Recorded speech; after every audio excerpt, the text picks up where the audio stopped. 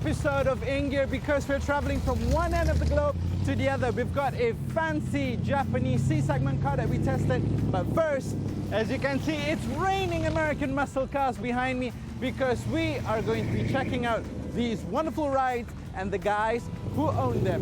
This is In Gear and my name is Syed Ferdinand Omar.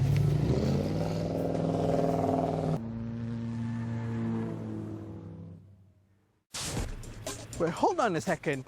Is Mazda playing optical illusion tricks on us? Because first glance, it looks like the Mazda 6, but in fact, what I have behind me is the 2013 Mazda 3. Yes, it looks like a Mazda 6 that has gone on diet and lost some weight and shrunk a little bit. But nonetheless, this is the latest iteration of Mazda's breadwinner, and hey, judging from the looks alone, this could possibly be a Civic or Corolla Altis killer, but it all depends on the way it feels and drives. So that's exactly what we're going to do. Every car brand comes with its host of fans and critics. The latter group has taken to the net, criticizing the Mazda 3 as looking too similar to the Mazda 6. Well, it worked for Audi, right? Still, there are key differentiators here. The main difference is right here in the rear. The car retains its 4,580mm length, but there's an increase of 60mm in the wheelbase. That means shorter overhangs in front and at the back. Now this is where you'll be able to immediately tell that this is a Mazda 3 as opposed to Mazda 6 thanks to the short overhang right here. Now the design at the back is of course more compressed as compared to the larger sedan. Now this car is globally available as the sedan as well as the hatch, but over here we're only getting the sedan, and you know what, that ain't a bad thing because it looks really good. This is a fantastic design done by Mazda. Of course, this is a continuation of the Kodo design language. Pretty amazing, huh? Well, wait till you see the front. Tell you what, man, you'd be very hard-pressed to find a stronger design coming from a Japanese car maker. This is bordering Italian kind of classic looks.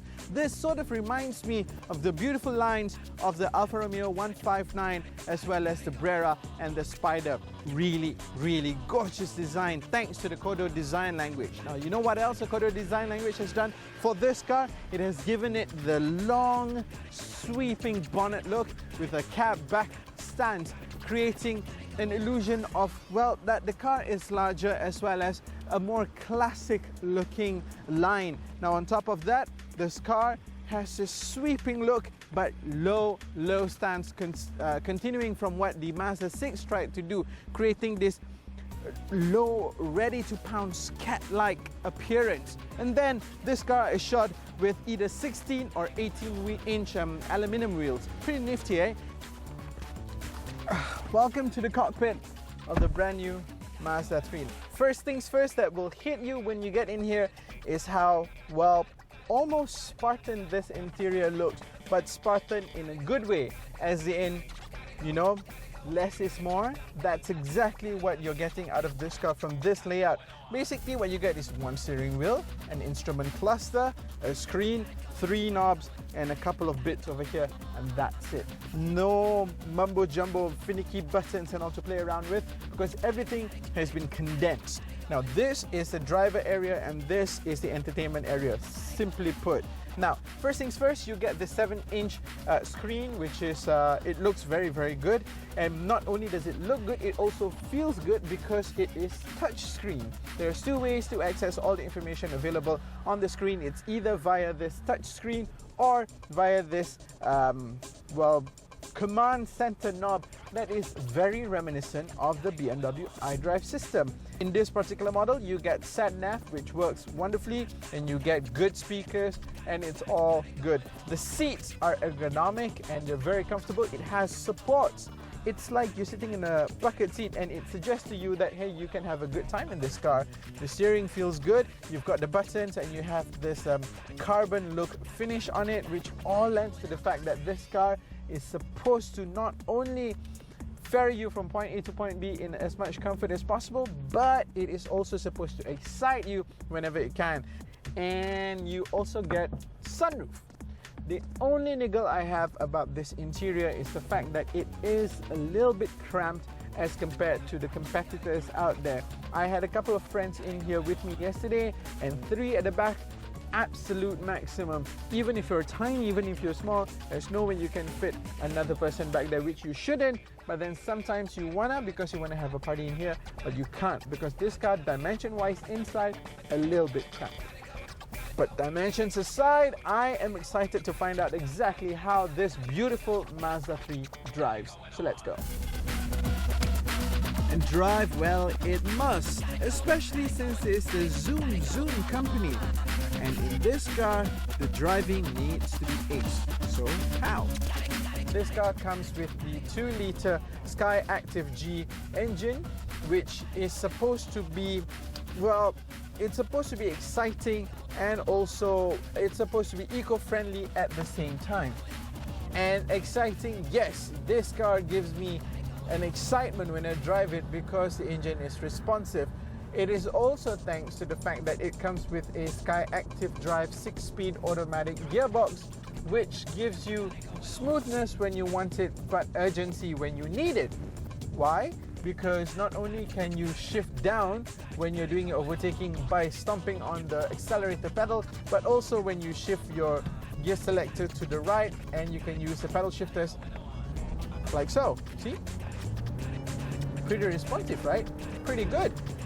This car is putting out 162 brake horsepower and 210 Newton meters of torque. For a car this size, that's adequate. It's alright, you know, it's pretty good. Also, this car comes with a host of other Sky Active stuff like Sky Active chassis and Sky Active body, which is supposed to be lighter, but also at the same time rigidity is enhanced, giving you a more torsionally rigid car for you to chuck about in corners. Very, very good. The steering wheel is electrically assisted, and whilst it may not, again, you know, I'm not talking about Lotus or Mini style pointiness, but still nonetheless it still gives you that sensation, that confidence when you're taking corners and when you're taking your car out for a spirited drive. Very, very good indeed. 2 additional but essential technology that is featured in this car is the iStop, which cranks the car back up in 0.3 seconds, and also the iE-Loop, a Formula 1 Curse-style regenerative braking energy harvester that uses clever capacitors to store energy to power some of the car's electrics. So all in all, the drive in this car is very, very good. You sit in a wonderful position, you have a commanding view of everything. It's a nice place to be in, you feel good driving it. I would definitely recommend this car to anybody who's out there looking for something in the C segment.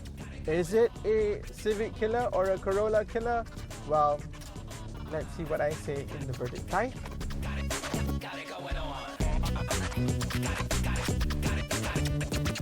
Okay then, so this is what we know about the brand new Mazda 3 2-liter Sky Active.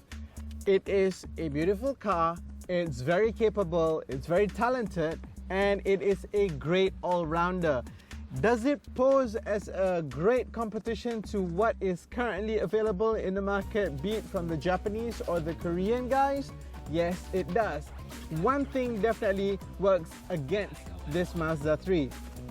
The price. It is a little bit steep for the offering price. However, there is respite in that bad news, and that is the fact that the CKD version will be coming out very, very soon. And when it does, rest assured, it will be priced in a great position to really challenge everybody from Japan, Korea, or any part of the world. Mazda, this is definitely an ace C-segment machine.